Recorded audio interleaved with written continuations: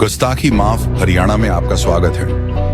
हरियाणा में 50 साल से खोजी पत्रकारिता कर रहे पवन कुमार बंसल आज हम चर्चा करेंगे इस विषय पर। इस समय हरियाणा असेंबली में कांग्रेस का सीनियर मोस्ट एमएलए कौन है। ये समस्या का हल चलो सीनियर मोस्ट एमएलए की बात तो नहीं है, किसी को भी विधायक दल का नेता बना सकते हैं। राहुल गांधी असेंबली के चुनाव हो गए, 7 महीने हो गए, फैसला नहीं कर पाए हैं। अब जो समस्या आई हरियाणा में इंफॉर्मेशन कमिश्नर के पद खाली पड़े हैं, जिससे काम बड़ा प्रभावित हो रहा है।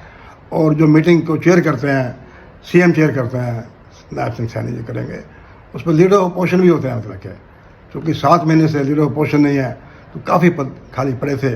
अब सूचना आयोग के पद भरने थे तो सरकार के सामने समस्या आई, लीडर ऑफ अपोजिशन तो है ही नहीं, कोई क्या करे।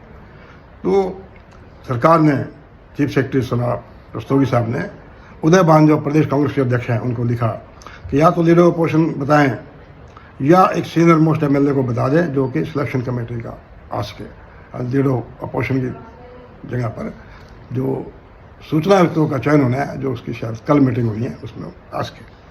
तो बताते हैं कि उदय भान ने अंधा बांटे रेवड़ी फिर अपना को दे, क्योंकि भूपेंद्र सिंह हुड्डा की मेहरबानी से ही अपना उदय भान जी प्रदेश कांग्रेस के अध्यक्ष हैं, उन्होंने हुड्डा साहब का नाम सीनियर मोस्ट एमएलए के तौर पर भेज दिया। अब जो मीटिंग होगी, चयन कमेटी होगी, मीटिंग होगी, उसमें सीएम और लीडर ऑफ अपोजिशन कांग्रेस के सीनियर मोस्ट एमएलए की तरफ से जनाब भूपेंद्र सिंह हुड्डा बैठेंगे। हुड्डा साहब 2 टाइम सीएम रह चुके हैं, लीडर ऑफ अपोजिशन भी रह चुके हैं लंबे समय। लेकिन हमने ग्रोक पर जानकारी चाहिए, ग्रोक से पूछा कि सीनियर मोस्ट एमएलए कौन है। ग्रोक पर बताया गया 80 साल के डॉक्टर रघुवीर सिंह काजन, जो पहले मिनिस्टर भी रह चुके हैं, स्पीकर भी रह चुके हैं, वो कांग्रेस के सबसे सीनियर मोस्ट एमएलए हैं। और अब जो असेंबली थी उन्होंने प्रोटर्म स्पीकर के नाते सभी विधायकों को शपथ भी दिलाई थी।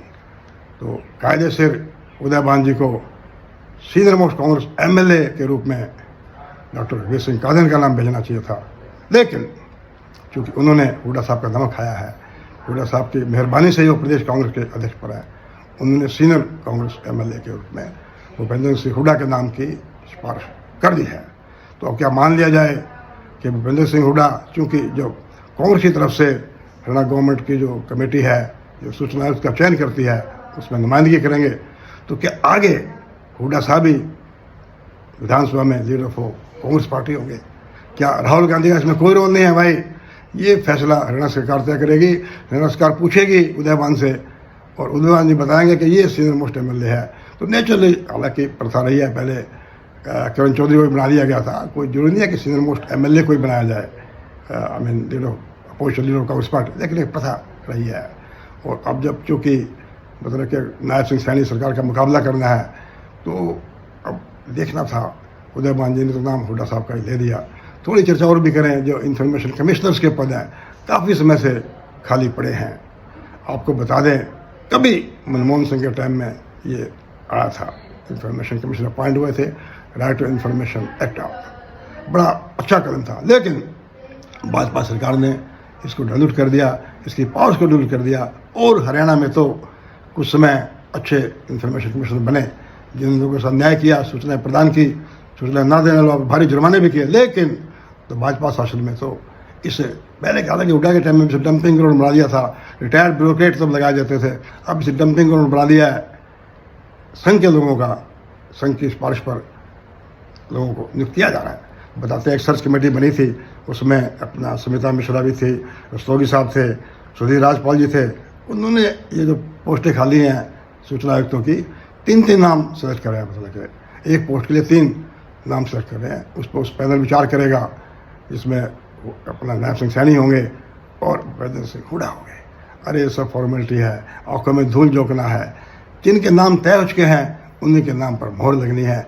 जो नाम संघ से, नागपुर से सैनी साहब के पास आए हैं, वो उन्हीं पे काम होना है। और भूपेंद्र सिंह हुड्डा क्यों इतराज करेंगे किसी भाई, वो भी उस पर सहमति दे देंगे। नमस्कार।